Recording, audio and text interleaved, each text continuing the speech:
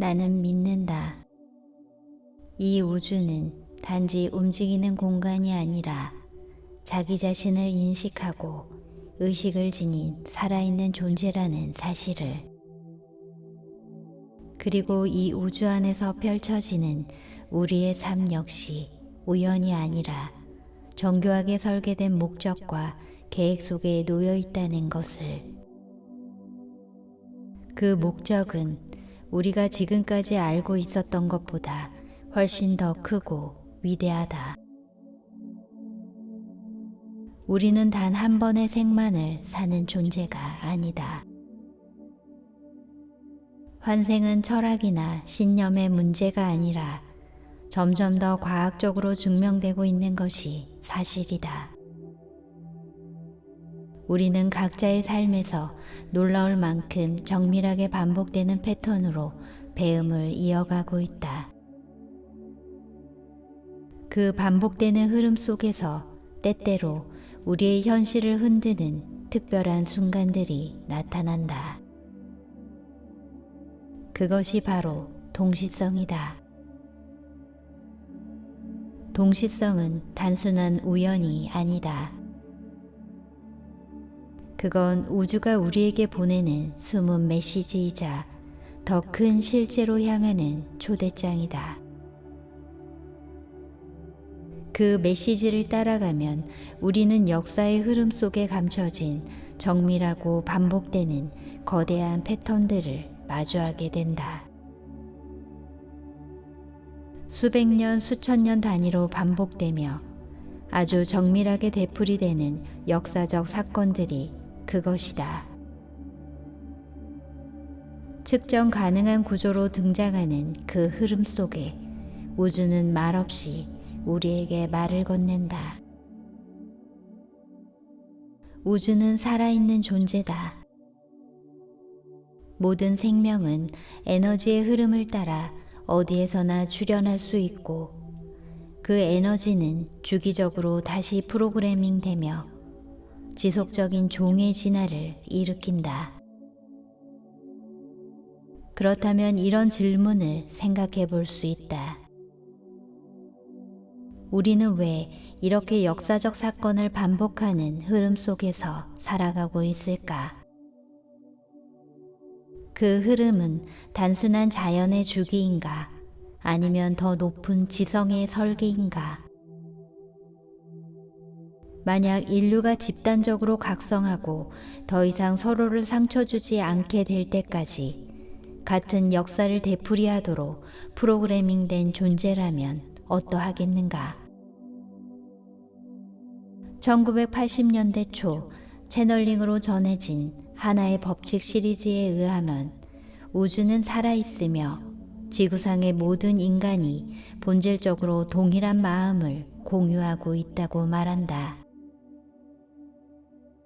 우주는 하나의 마음이며 우리는 무한한 창조자의 완벽한 반영이라고 한다. 이 가르침은 공간과 시간조차도 본질적으로 환영이며 오직 의식의 진화를 위해 존재한다고 말한다.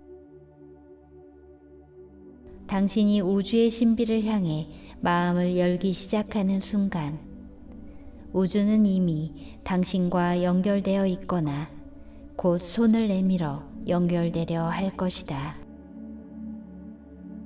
그 연결은 종종 명백하고 강력한 방식으로 다가온다. 우연을 가장한 사건들 속에 숨겨진 메시지, 그것이 바로 동시성이다. 하나의 법칙은 인간의 진화는 25,000년 주기로 진행되며 이것은 황도 12궁 시대의 세차 주기와도 연결된다고 말한다. 총 25,920년을 12개 시대로 나눈 각각의 시대는 약 2160년. 마야인의 달력이 끝난 2012년쯤 우리는 쌍어궁 시대에서 보병궁 시대로 진입했고 지금 우리는 의식의 도약기에 들어서 있다. 이러한 흐름은 역사적 사건 속에서도 반복된다. 약 5만 년 전, 네안데르탈인의 멸종 또는 변화의 시기를 지나면서 모든 인류 집단은 놀라운 지능의 도약을 동시에 경험했다. 그리고 지금 그와 같은 변화가 다시금 일어나고 있다. 이번에는 4차 밀도라고 불리는 새로운 진화의 단계로의 이행이다. 이 흐름은 우연이 아니다. 우주는 약 2만 5천 년을 주기로 전 인류가 집단적으로 의식의 도약을 경험하도록 설계되어 있다. 우리가 지금 맞이하고 있는 이 시기 또한 그 거대한 리듬의 일부다. 그렇다면 진화의 주기에 따라 역사상으로 반복되는 두 가지 사례를 알아보자. 바로 링컨 대통령과 케네디 대통령의 이야기다. 링컨은 1860년, 케네디는 1960년에 대통령에 당선됐다. 두 사람은 100년의 시간차를 두고 하원 의원에 당선되었고 부통령 지명에서는 차점자였으며 후계자 모두 존슨이라는 이름을 가졌다. 두 대통령 모두 흑인의 권리를 위해 헌신했고 링컨의 노예 해방 선언과 케네디의 인권 연설은 정확히 100년의 간격으로 일어났다. 그뿐 아니라 그들은 미국 화폐 시스템의 중심에 있는 연방준비제도와도 맞섰다. 링컨은 1862년 달러 발행 권한을 재무부에 부여했고 케네디는 1961년 음판매를 중지시켰다. 두 결정은 거의 100년의 시차를 두고 이뤄졌고 그 후 두 사람은 모두 비극적인 암살을 당했다. 두 대통령 모두 금요일 부인과 함께한 자리에서 머리에 총을 맞았고 암살범의 이름은 세 부분으로 나뉘며 15글자였다. 이 모든 유사점은 단순한 우연으로 보기엔 너무 정교하다. 또 다른 사례는 반복된 죽음의 예언으로 불리는 테쿰세의 저주이다. 1809년 미국이 서쪽으로 영토를 확장하던 시기 인디애나 준주의 지사였던 윌리엄 해리스는 아메리카 원주민 부족들과 포트웨인 조약을 맺어 광대한 땅을 미국 정부에 양도하게 했다. 하지만 그 과정은 결코 정당하지 않았다. 해리스는 부족 간의 분열을 조장했고 강한 부족에게는 뇌물을, 약한 부족에게는 위협과 폭력, 테러, 살인 등을 저지르며 강제적으로 땅을 빼앗았다. 쇼니족의 지도자 테쿰세는 이 모든 과정이 기만과 강탈이라고 보았다. 그는 영적 지도자였던 동생 텐스콰타와 함께 미국에 맞서는 원주민 연합을 조직했고 결국 해리슨의 군대와 맞서 싸웠지만 패배했다. 이후 해리슨은 1840년 미국 대통령이 되었고 원주민들은 자신들이 속았다는 사실을 뼈저리게 깨달았다. 그때 예언자였던 텐스콰타는 공개적으로 저주를 선언한다. 영으로 끝나는 해에 당선된 대통령은 임기 중 죽게 될 것이다. 그리고 이 저주는 현실이 되었다. 해리스는 폐렴으로 임기 중 사망했고 그 뒤로도 링컨, 가필드, 맥킨리, 하딩, 루즈벨트, 케네디 등 총 7명의 대통령이 저주대로 죽음을 맞이했다. 20년 주기로 되풀이되는 대통령의 죽음은 역사상 정교하게 짜인 순환의 패턴일 수 있음을 암시했다. 이러한 반복의 패턴은 시간이 선형이 아니라 순환하는 구조일 수 있음을 시사한다. 이 순환의 리듬은 단지 정치적 사건에만 그치지 않으며 역사를 반복하는 놀라운 사례들의 주기는 정확히 25,920년의 약수이다. 지구 전체, 인류 전체의 의식 진화 또는 이 정밀한 주기 속에서 반복되고 있다. 동시성. 이 용어는 심리학자 칼 구스타프 융에 의해 1920년대에 처음으로 제안되었다. 융은 지그문트 프로이트의 제자였지만 근본적인 견해차로 각자의 길을 가게 된다.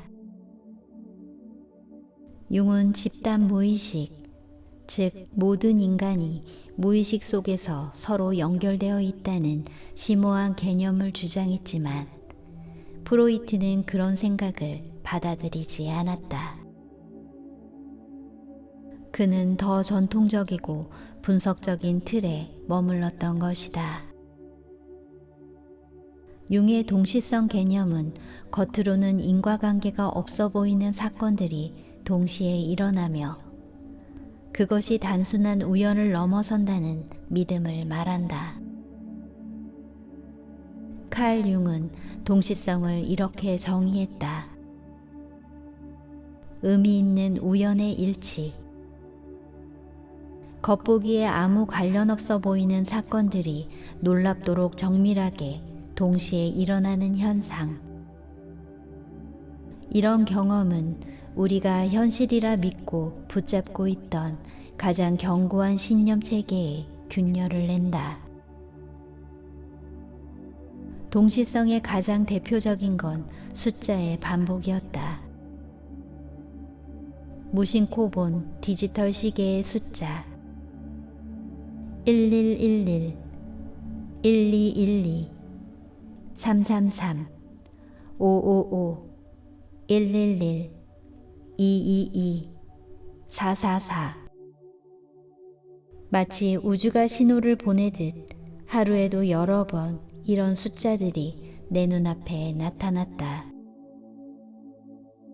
이 숫자들은 시계뿐 아니라 손목시계, 텔레비전 화면, 점수판, 자동차 번호판 등 어디에서든 갑자기 모습을 드러냈다. 하지만 중요한 건 숫자 그 자체가 아니라 그 순간 내가 어떤 생각을 하고 있었는가였다.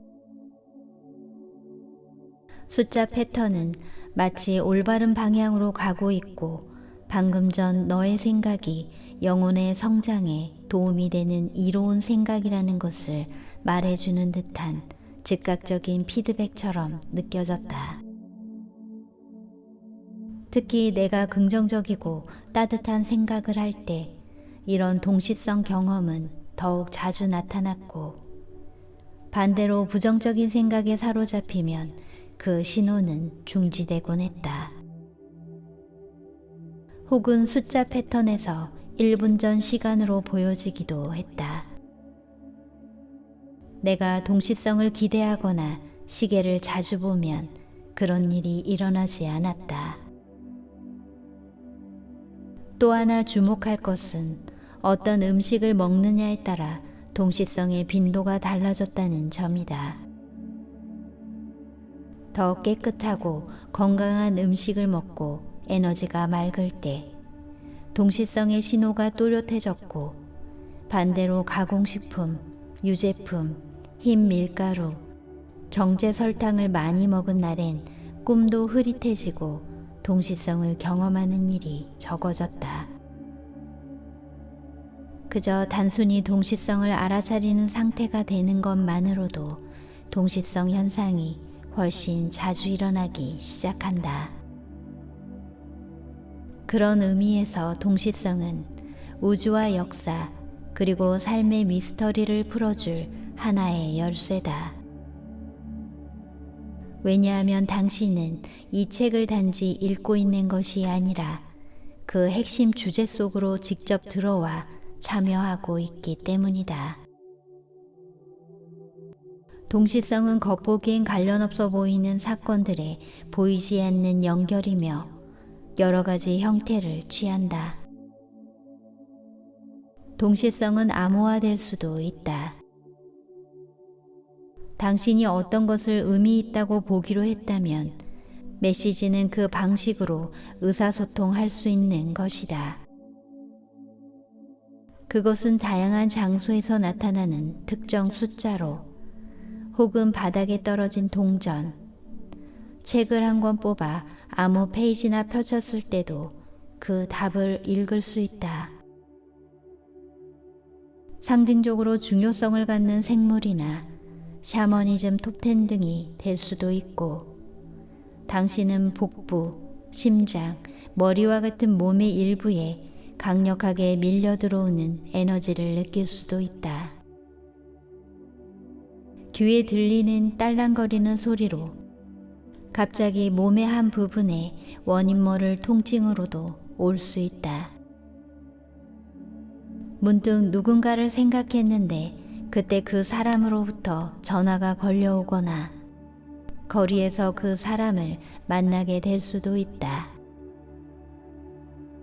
이처럼 동시성은 다양하다. 동시성의 회의적인 사람들은 그 모든 이야기를 하나하나 따져보려 든다. 그건 우연일 뿐이며 과학적 설명이 가능하다고 고집하는 사람들과 이런 이야기를 나누는 것은 절망스러운 일이다. 물론 이 모든 경험들이 진정한 동시성일 리는 없겠지만 당신이 마음을 활짝 열수록 동시성이 일어날 확률은 높아진다. 혹시 마음속에 의심이 스친다면 칼 융이나 알베르트 아인슈타인 같은 고도로 과학적인 사고방식을 지닌 이들조차 이 신비로운 개념에 깊은 관심을 두었다는 사실을 기억하자. 당신이 이 주제를 진지하게 탐구하기로 마음먹는 순간 동시성은 생각보다 훨씬 빠르게 당신 삶 속에 들어오기 시작할 것이다. 융이 말했듯 이것은 단순한 현상이 아니라 당신이 영적으로 깨어나는 시점이며 우주의 더 큰 비전을 만나게 되는 출발점이다. 그 비전을 제대로 이해하려면 머릿속 사고와 감정만으로는 부족하다. 우리의 경험은 직접적이고도 개인적인 방식으로 이루어져야 한다. 동시성은 그 문을 여는 열쇠다. 느낌과 생각은 결코 우리의 적이 아니다. 좋은 기분을 바라는 마음, 생각을 통해 비밀을 풀고 싶어 하는 열망에도 잘못은 없다. 하지만 고대의 가르침은 우리에게 말한다. 진실에 닿으려면 머릿속을 잠시 멈추고 가슴을 활짝 열어야 한다고. 직관은 고요하고 깊은 이완의 상태에서 비로소 흐르기 시작하며 우리가 그 사랑의 공간을 허락할 때 동시성은 자연스럽게 삶 속에 나타난다. 만족감만을 쫓는 이들은 결코 그 문을 통과할 수 없다. 모든 것을 사고로 통제하려는 이들 역시 동시성의 흐름을 허용하지 못할 것이다. 그러나 우리가 짐을 내려놓고 지금 이 순간 속으로 깊이 이완에 들어간다면 다른 어떤 방식으로도 닿을 수 없던 진짜 답들이 조용히 모습을 드러낼 것이다. 수많은 사람들이 우리가 집단적으로 믿고 있는 현실의 틀에서 벗어난 경험을 하고 있다. 하지만 문명사회에 사는 우리는 삶이 다차원적일 수 있다는 더 큰 가능성을 받아들이는데 익숙하지 않다. 그것은 아마도 인간의식이 가진 한계일지도 모른다. 나라는 개념은 지극히 개인적이면서도 우주 안에서 아주 소중한 단서다. 그렇기에 동시성이 당신의 삶에 자주 일어나기 시작하면 당연히 질문하게 된다. 도대체 누가 이 일을 하는 걸까? 혹시 인식하지 못하는 더 높은 상위 차원이 그런 일을 벌이는 것일까? 무작위적으로 일어나는 것처럼 보이는 사건들을 보이지 않는 배후에서 관리하고 조종하는 상위자가 당신에게 존재하는 것일까? 우리는 죽음을 과거, 현재, 미래의 우주를 가능하게 하는 모든 의식, 존재, 각성을 사라지게 하는 끝이라 여기기도 한다. 하지만 어쩌면 죽음이란 과거와 현재, 미래를 품은 더 큰 우주의 일부이며 우리가 진정 누구인지를 되찾기 위한 다음 문으로 이어지는 전환점이자 시작일 수도 있다. 동시성이란 더 높은 차원의 존재들이 자신들의 존재를 당신에게 알리기 위해 사용하는 디딤돌일 수 있다. 그것은 단순한 우연이 아니라 시간을 따라 펼쳐지는 정교한 설계이며 당신이 더 큰 진실을 인식하도록 이끄는 섬세한 장치다. 현대의 그 어떤 윤회와 역사의 순환에 대한 논의도 직관적 수단을 통해 검증 가능한 풍부한 정보를 제공한 인물이 있다. 바로 에드가 케이시다. 그는 특정 시대와 지역, 사건들의 패턴이 반복된다는 역사 주기에 따른 집단 환생 가능성을 시사했다.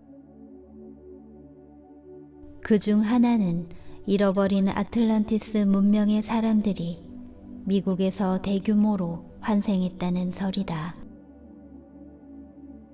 그들은 아틀란티스에서 겪었었던 과오를 바로잡기 위해 더 긍정적인 방식으로 기술과 문명을 활용하려는 영적인 목적을 가지고 돌아온 것일지도 모른다. 지나 서미나라 박사의 윤회에서 많은 사람이 비슷한 역사적 배경을 지니고 있었다고 말한다. 가장 흔히 나타나는 전생은 아틀란티스, 이집트, 로마, 십자군 시대, 초기 식민지 시대의 순서였고 다른 하나는 아틀란티스, 이집트, 로마, 루이 14세에서 16세 시대, 남북전쟁의 흐름으로 나타났다고 설명하고 있다. 이 말은 곧 영혼의 무리들이 주기적으로 환생하며 반복되는 역사 속에서 서로를 다시 만난다는 뜻이다. 에드가 케이시는 어떤 시대에 함께했던 영혼들은 다음 생에서도 함께 환생하며 그 사이의 수세기 동안은 다른 무리의 영혼이 육체로 태어난다고 생각했다. 즉 영혼의 무리들이 교대로 이 세상에 출현한다는 것이다. 따라서 오늘날 지구상에 존재하는 우리들 대부분은 과거의 어느 한 시점에도 함께 존재했을 가능성이 크다. 동시성은 우리의 진정한 정체성을 일깨우기 위해 매일매일 사용되는 강력한 수단이며 역사의 주기 가운데에서 더 큰 규모로 일어나고 있다. 역사의 순환 주기에 대한 연구는 아직 걸음마 단계에 머물러 있다. 동시성은 본질적으로 아주 개인적인 경험이기에 그 가능성을 믿지 않는 이들에게는 쉽게 받아들여지지 않을 것이다. 그렇다 해도 한 가지는 분명하다. 역사는 반복되지만 우리는 매번 선택할 수 있다. 운명처럼 정해진 시간의 계획을 따라가는 것이 아니라 우주라는 살아있는 존재가 우리를 성장과 진화로 이끌며 격려하고 있다는 것이다.